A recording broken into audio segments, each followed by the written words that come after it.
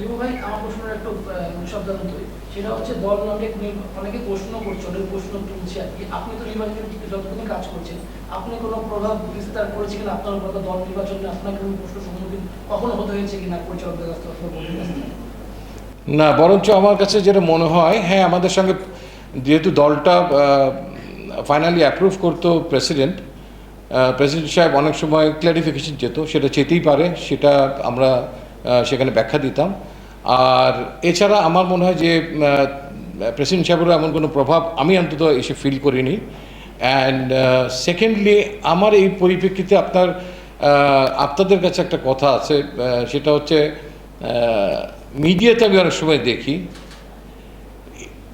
ওই ধরনের নিউজ বরঞ্চ আমাকে বিড়ম্বনায় ফেলে। আমার অনেক ফোন কল আসে আমার কাছে যে দল নিয়ে বিসিবি ভাবছেন, বিসিবির কে ভাবছেন, nothing is clear there, is absolutely vague. মানে বলতে হবে যে বিসিবির মিস্টার এক্স ভাবছেন, কিংবা বিসিবি যদি সম্মিলিতভাবে ভাবে তাহলে সেটা বোর্ড মিটিংয়ে গিয়ে ভাববে, বিচ্ছিন্নভাবে ভাবতে পারবে না। কিংবা নির্বাচক মণ্ডলী ভাবছেন। I don't share anything with any of you about my selection criteria, but আমি বিড়ম্বিত হই যে যখন এরকম বলে নির্বাচক মণ্ডলী ভাবছেন। নো, তাহলে নির্বাচকরা যদি কেউ ভাবে স্পেসিফিকলি টেল ইট যে অমুকে এটা ভাবছে।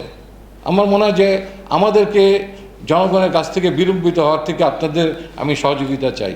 প্রবলেম আছে তাতে, এবং তার লাস্ট ব্যাটিং যদি দেখেন সেক্ষেত্রে মানে তার ব্যাটিংটাকে মানে পাকিস্তানের, আপনি বললেন যে পাকিস্তানের সুইং হবে এবং সাকিব আল হাসানের চোখের যে অবস্থা এবং তাকে ব্যাটিং বেশ কয়েকবার এক্সপোজ হয়েছে। How do you think his batting can মানে গিভ সামথিং টু বাংলাদেশ? মানে অ্যাট প্রেজেন্ট আমাদের মেডিকেল কমিটির থেকে আমি এমন কোনো দিক নির্দেশনা পাইনি যেখানে তার চোখের সমস্যার কারণে তাকে দলভুক্ত করা যাবে না। I have no message about Shakib Al Hasan. তো বিশ্বে যেখানে তাকে স্বীকার করছে is one of the best allrounder, আপনি যদি গত 25 বছরে ধরেন হিসাবেই আনেন, তাহলে স্টিল হি স্ট্যান্ডস দেয়ার। তো আমি সেই মতামতের সঙ্গে যাচ্ছি। আমি ঠিক আপনি যেটা বললেন আমি শুধু বোলিং হিসেবে ধরবো, বা সেই দুঃসাহস আমার নাই।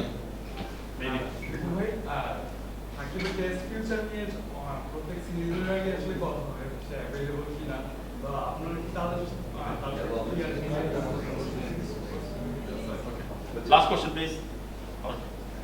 Okay, last one. আজকে আমরা একটা বিশ্রামের মধ্যে ছিলেন, অনেকদিন পর টেস্ট খেলবেন।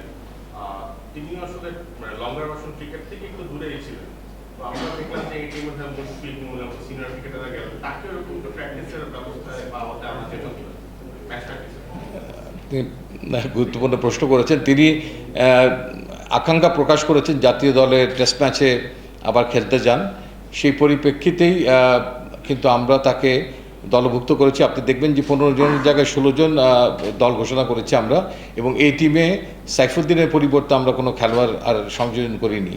সো দ্যাট এখান থেকে আমরা তাসকিন আহমেদকে সেকেন্ড 4 দিনের যে খেলাটা থাকবে এই টিমের, তার জন্য অ্যাভেলেবল করে দিব। সেখানে পাকিস্তানে তিনি এই টিমের হয়ে প্রথম 4 দিনের খেলা খেলবেন, এবং সেখানে তার যদি কোনো ধরনের ফিটনেস ঘাটতি না হয় তাহলে ইনশাল্লাহ তিনি হয়তো অ্যাভেলেবল থাকবেন ফর সিলেকশন বাংলাদেশের সেকেন্ড টেস্ট ম্যাচের জন্য পাকিস্তানের বিপক্ষে।